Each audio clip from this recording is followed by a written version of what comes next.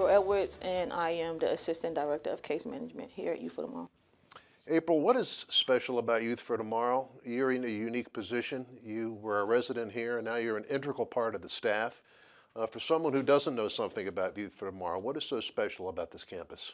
I would like to say that Youth for Tomorrow is special, in my opinion, is because it's not just a treatment facility for, at-risk youth that come in with the various issues that they do, but it's more of a family environment. I feel like a lot of the staff members here at Youth for Tomorrow are more like a family to the youth once they come here at Youth for Tomorrow. And then they stay involved in the youth's lives well after they leave the program. Advantage might not be the right word, but since you are a resident here, now you're counseling kids, and you run into a lot of different individuals. Do you think you have an advantage having been a resident here and being able to help these kids? No.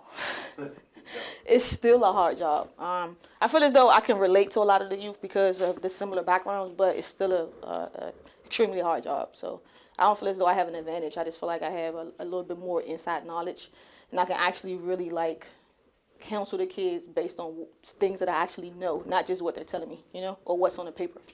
And what is your ultimate feeling of satisfaction here? Is it when you see one of your students graduate, or is it when you get through a rough spot in their life?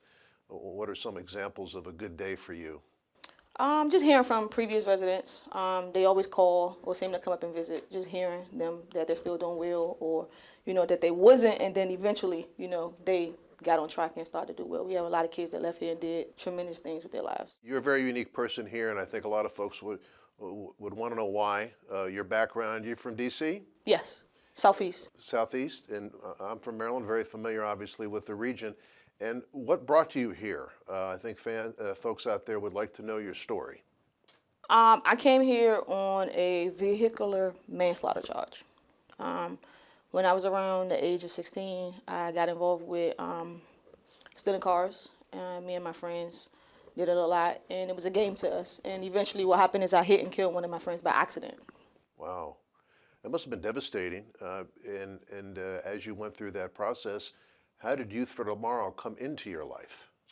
Well, I had the option of being placed at several different treatment facilities, and Youth for Tomorrow was the one that wasn't locked. And of course, I wanted that one versus any other one. And the other ones were in places like Colorado, Nebraska, just places far away from D.C. And this was the closest. So I got interviewed, and although I didn't think they would accept me because of my background, they did. And I came here, and I turned out, I guess, great.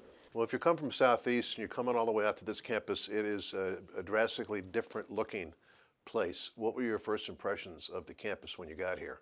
Well, to be honest, I'm free because I was detained for 10 months up until being placed at Youth for Tomorrow. So I felt free.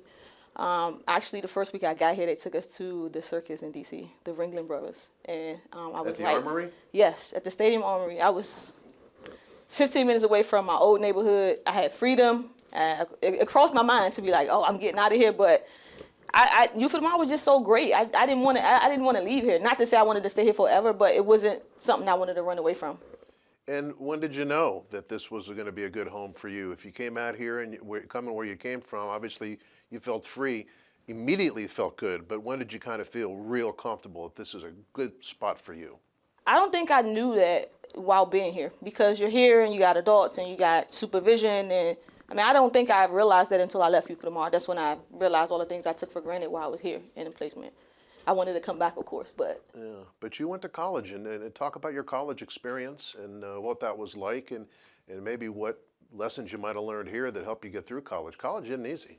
It isn't. And I actually, up until my senior year, I didn't want to go to college. I wanted to go home and work, and I was homesick, and I wanted to be back home. And one of the things that got me to go to college was my English teacher here. Her name was Miss Ganser. And she just kept pushing it. And she was just like, why don't you just try it? And eventually, her and Miss Jean Jones got me to start the process. And I ended up leaving here, going straight to college. So that's what actually got me to go to college, because I didn't think it was for me. I actually didn't think I was going to complete my degree up until my last year in college, because that's when I got everything together and graduated. But yeah, it took me 6 years to get my bachelor's degree, but I got it. Once upon graduation, what were your thoughts? Because you returned to Youth for Tomorrow, and you said this felt like such a home to you. Did you think that this would be a second home again after college?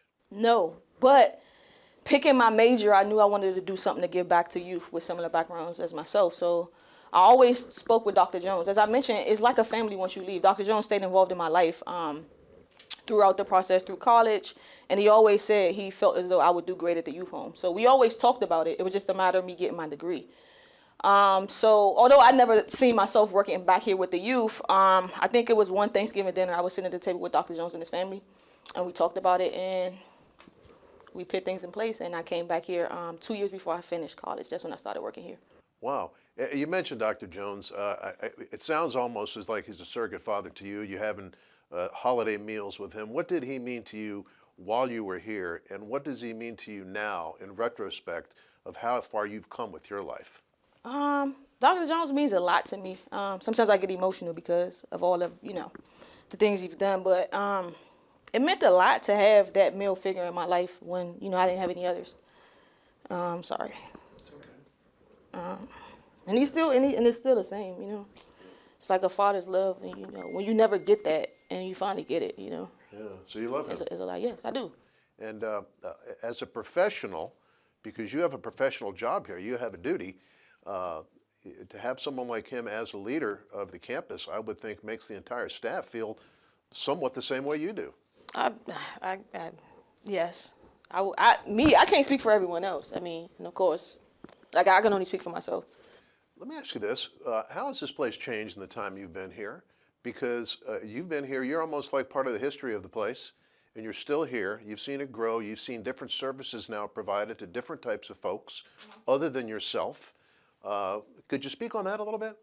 Well, Youth for Tomorrow in itself has changed a lot. I remember when I first came here, they had just built the girls' homes, the Wiser Village. So we didn't have the chapel. The school was new, and we didn't have Laura Louise, the Brenda home, and things of that nature. So up until a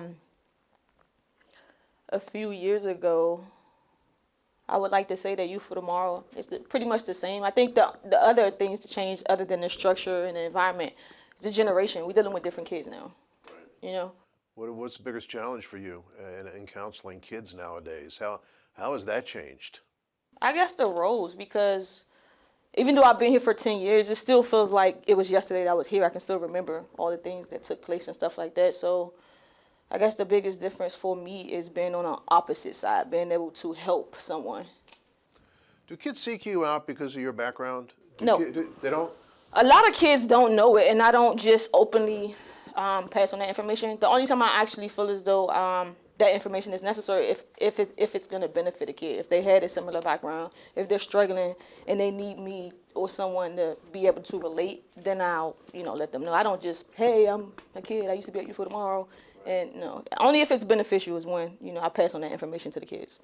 Doesn't sound like you have many regrets, but do you regret maybe not pursuing your hoops career? I do, and I feel as though, despite Youth for Tomorrow being one of the best things that happened to me, it was the worst thing that happened to my basketball career, because I came here and I didn't get to condition like I needed to. I couldn't play with the competition on my level, things of that nature. It hindered my basketball career. But at the same extent, that wasn't the route I wanted to go once I left Youth for Tomorrow anyway. Right. Probably wasn't going to be a professional career, but you never know. I was good.